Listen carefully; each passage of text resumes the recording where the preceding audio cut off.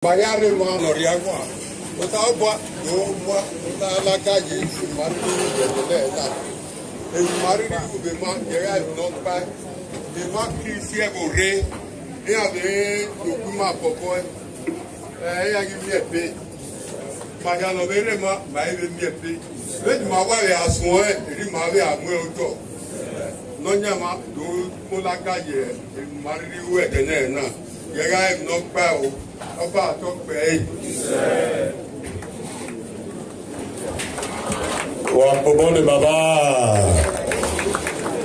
And so I'll next invite Nosa Louis to give the welcome remarks and the eulogy of his mother. Welcoming the Honorable Commissioner for Culture, Tourism and Diaspora, Honorable Chief Dr. Uyi Odua Malaka. Please warmly make our welcome. Are you serious? Thank you very much for coming. We welcome you. It's important to welcome guests that have made a number of sacrifice to be here. And these welcome remarks will also afford him an opportunity to say something about his mother. Nosa Alui, you have done well. Can I request a resounding applause for this great song? Can that applause? Can you make some noise for him?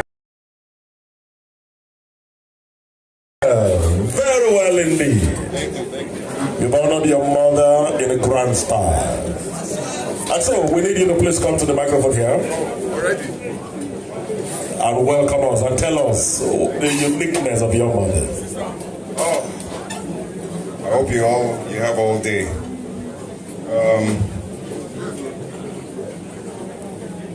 Good evening, everyone. Please bear with me because I had to make some notes because I have so many people to acknowledge. So I made some notes so that, I don't forget. Say after Shayo, after last night. So bear with me. So good evening, everyone. First, I'd like to thank God for the successful send-off of my late persons for the role each of them played to facilitate the success of this event. My profound gratitude, firstly, to my wife, who couldn't be here, Lydia, and the kids, Dorian, Ethan, and Jonathan, who unfortunately could not be here today, for their support in my moment of grief. I also want to thank my friend and brother, Esosa Louis, also known as Soso, and his lovely wife, Robin, for always being my rock. My gratitude also goes to my mother's paternal and maternal families, the Omoregie and the Olaye families, for their patience and understanding during this period. Special thanks to my friend and brother who couldn't be here today, but played a huge role in what you're seeing here today. His name is Emmanuel Oyemizium. He's my ride or die buddy. He's in Chicago. Of course, I'd like to thank my brother and friend, Olu Akpata. Thank you for always being there for us. Esosa and I, we lost a brother about 30 years plus ago. And Olu has ably stepped into that vacuum for over 30 years now. So thank you. So we appreciate him. To my friend and brother, I don't know if he's here. I haven't seen him yet. But to my friend and brother, and who I call cousin extraordinaire, Osaanyaru, thank you very much, cuz I appreciate you. To Maaburo, I call him Maaburo. He makes a lot, he's not here yet, but he makes a lot of mouth about whipping me at golf. And I still plan to take that bet. Gaio Sabaseki, thank you, bro. To my junior brother, I call my junior brother, Fredero, thank you, bro. To my cousin and the big brother I never had, Osaitin Agbaka Aluyi, I say Domo. To my family, the Osakwes, Wawese Kakabo. I would be remiss if I do not extend my profound gratitude to my niece, Mrs. Edith Noyi Olayemi, Lala Aluyi, Ivie Marshall Aluyi, for their assistance in effectively executing all the errands I needed to do prior to my arrival in Nigeria. So thank you guys, I appreciate you guys. Special thanks to my friends at Donny's Lounge in Chicago who couldn't be here but played a large role in everything you see. I appreciate them for their support. To a special friend and recently discovered cousin, Ifwekwa Alufohai, who even in her grief of recently losing a mother, found the presence of mind to still assist in my arrangements. I say thank you. Then of course, to my committee of friends from far and wide, and when I say far and wide, I mean far and wide. I mean, a guy arrived from Ireland yesterday. People came from Abuja, Lagos, London, everywhere. You know, I see Latif from Lagos. I see Eddie Bongo from London. I see Big Chris Wallo, who just arrived from out of the country last night. Big up crew. Ejiro Dotier, of course, Stan Ray, Don Tomasino, Thomas Agboifo, my guy. Daddy I, we call him Daddy I. I won't tell you why, but you know. Isaac Koloko, thank you. I see all you guys, man. I appreciate you. Mena, everybody, told you, you know, I want to thank all those guys. I struggle to find words that can accurately convey my gratitude, to be honest. The outpouring of concern and support left me speechless. I had no inkling that there was so much genuine affection out there for Ashanti. In fact, so much so that Inosa Aluyi in me was jealous. Guys, to all of you, I say thank you. May God in His infinite mercy grant us good health. May He replenish all your pockets 100-fold. And may His blessings reign over your household in Jesus' name. Amen. Okay, so we're here to pay tribute to my late mother. Now, I have to set the scenario for you because I count myself as one of the few lucky people. Well, the way I see it, lucky, blessed, and cursed at the same time to have two mothers. So we are celebrating my birth mother today. I left her when I was 5 years old. But you know, I was never short of love and affection from her. Whether I was far or near, she showed me a lot of love and affection. It doesn't matter where I was, England, wherever, Ekuma, missing in action, you know, she was always worried. So, you know, so I said lucky.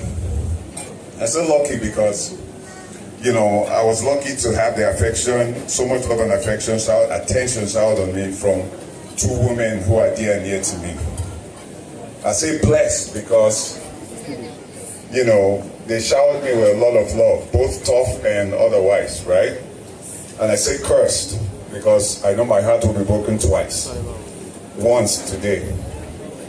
But I still consider myself very lucky. But that being said, this woman we're celebrating today, Helen Victoria Omoregie, she was a simple woman, elegant woman in her simplicity, a woman of very little means, but had abundant and unconditional love for her children, me and my brother Dele, who couldn't be here today. Now for me, you know, when this event happened, and there was a moment of inflection for me. I was thinking about her and how to pay tribute to her, and that was when I realized. I was like, wait a second, you know. It was then. It was almost like a eureka moment for me because, you know, I realized, I'm like, listen, I was this woman's only child at 5 years old, and she had to give me up to my dad and say go, because she knew that it would be a better life for me. Now imagine the heartache, the pain it took for you to make that decision as a mother of your only child, where you did not know, what he's going into. To me, that was an act of unconditional love. And, I apologize for that today because it took me that long to realize it, Then another event that, I remember vividly was, it took me a rocky start to get into university, but she was ecstatic when I finally got into university. And I remember what she told me then. She kept saying, my son, just graduate, read your book. But my dad was an educationist and, he takes education seriously. Just read your book, graduate and please. Say, listen, I don't have money, but I promise you, you will never be hungry as long as I'm alive. And she made good on that promise, because I know a few people that went to Ekpoma with me here. Every month for the 4 years I was in Ekpoma, every single month, this woman will bring me a huge pot of stew and soup. Sometimes she interchanges egusi, ogbono, but there's always stew with fresh hot boiled rice in a flask. Now, you might not see that as a feat, but try doing that when you don't have a vehicle. She didn't have a car until I bought her first car in 99 when she retired in 1999. She didn't have a vehicle. She was a woman of very little means. So she would enter public transport with 2 huge flasks of stew and soup. Then when you get to Ekpoma, enter bike. I don't know, maybe she previously worked in the circus, but the balancing act to me, I couldn't figure it out. She would balance it somehow and come to my house on Ujore.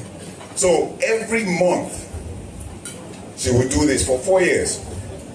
So what does that mean? My friends, all my friends that I went to Ekpoma know that even when we are broke, when no money, if you go to Ashanti's house, there's food. And Victor Okwechime is not here, he can attest to that. He chop all my food finish. Latif, he can attest to that. He found me chop the ogbono.